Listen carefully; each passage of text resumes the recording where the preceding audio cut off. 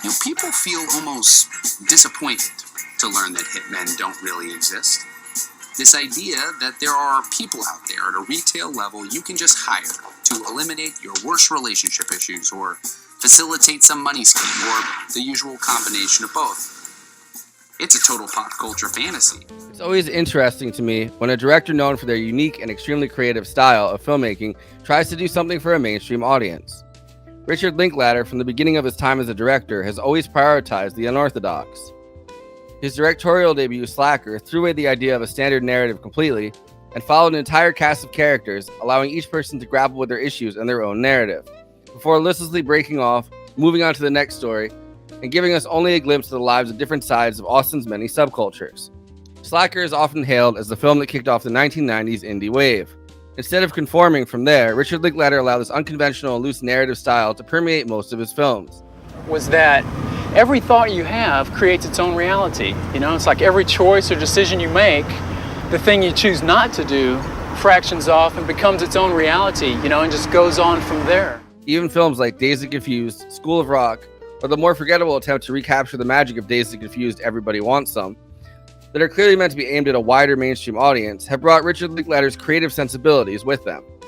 With a love of misfits, large casts of a variety of voices Linklater can use to expound upon life, death, philosophy, spirituality, and art, other films like Waking Life clearly dispense with any attempt to connect to that larger audience, and are perfectly content to be aimed at the indie film-loving audience that goes to see Linklater for his quirky, philosophical, nonconformist artistic style.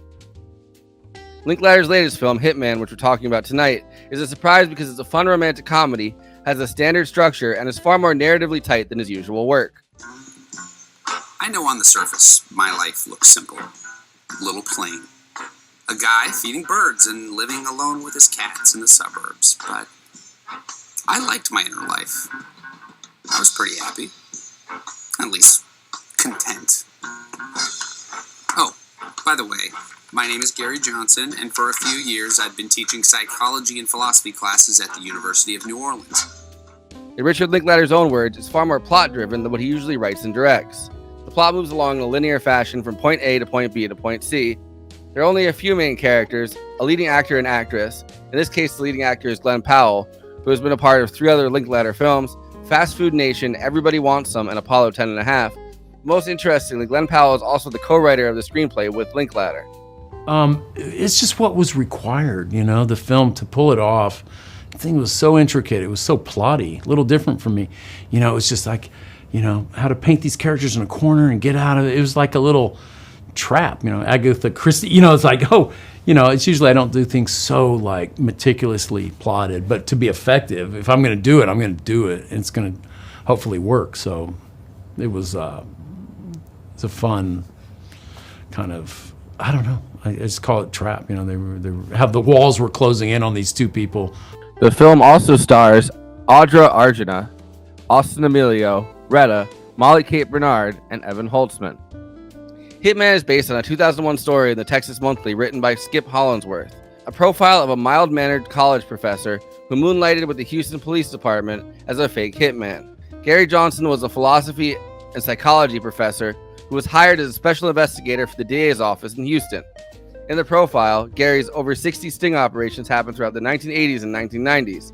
Hitman moves the story to today in New Orleans and takes a fictitious turn as Gary falls for a woman named Madison Figueroa Masters, who tries to hire him to kill her abusive rich husband. One of the questions raised by the article in the movie is whether this type of practice by law enforcement is technically entrapment, or whether it's just saving somebody's life and getting someone who would have a murderous desire to kill someone, usually a rival, a person they were previously in a relationship with, a spouse or a family member, off the streets before they hurt someone. This whole prosecution has been nothing more than an entrapping sting operation. And this guy is the most dishonest, manipulative, fraudulent kind of person there is.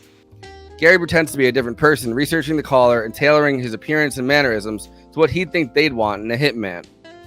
And then the goal is to reassure them in order to get them to affirm their desire and hand over the money. The movie, as it is a fun romantic comedy more than anything, definitely skirts answering whether this is entrapment. Although in my opinion, the police officer's incredibly disappointed reaction to the one time that Gary decides not to push Madison into going through with it and giving him the money speaks volumes.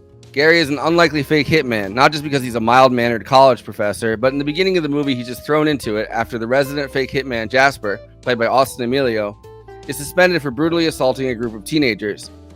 Gary is usually just helping with the technical equipment. The actual cops, played by Retta and Sanjay Rao, who really seems like they looked for a discount Aziz Ansari. I would love to grab a beer with that guy, and I'm not talking about Gary. I would get blackout drunk with Ron. Decide that Gary Johnson is the right choice to play a hitman because he's forgettable and has listened to so many of the tapes. As a person, he's generally passionless, a philosophy professor without the temperament to have a real philosophy. Funny enough, this is where Richard Linklater seems to have really leaned into this whole thing, shooting multiple scenes of Gary Johnson teaching, where he expounds upon philosophy and psychology in his lectures. There are parallels between this form of police research and the entertainment industry, and in the movie this is referenced, as well as the article, which points out that Gary is essentially a theatrical actor. It gives Glenn Powell a ton of room to show that he has range, something that as a Hollywood leading man, let's be real, he probably does not get to do that often. Each time Gary meets a new client, he adopts a new identity and name, and in terms that sound more like an exotic dancer than a cop, he talks a lot about becoming people's fantasy.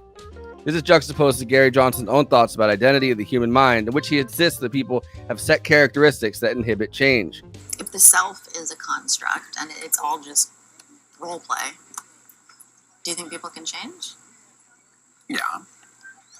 Within our set points, which really isn't that much. Yeah, I was never really sure about that.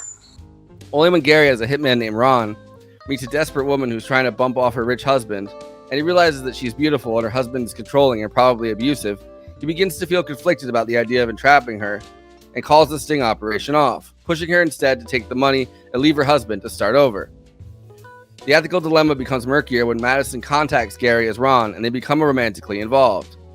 However, Gary cannot reveal his true identity to her, and so this unethical relationship is occurring under multiple layers of false pretense. And when Madison's life inevitably begins to take even darker turns, it throws the whole thing further over the edge. Hitman is a romantic comedy, erotic noir film, and a movie with multiple twists and turns, in a way that most Richard Linklater films avoid completely. And yet the questions about identity, the philosophical musings about passion and romance and life and change, it all feels incredibly Linklater. It makes me wonder if Glenn Powell's contribution to this effort was to ask, okay, we've come up with an entire syllabus, now can we write a sex scene? Why are you getting so worked up about this? You do this shit all the time. I don't do this all the time. I've never done this. I've never killed anyone. What are you talking about? I'm a fake hitman. That's why I didn't put you away. I didn't have you arrested.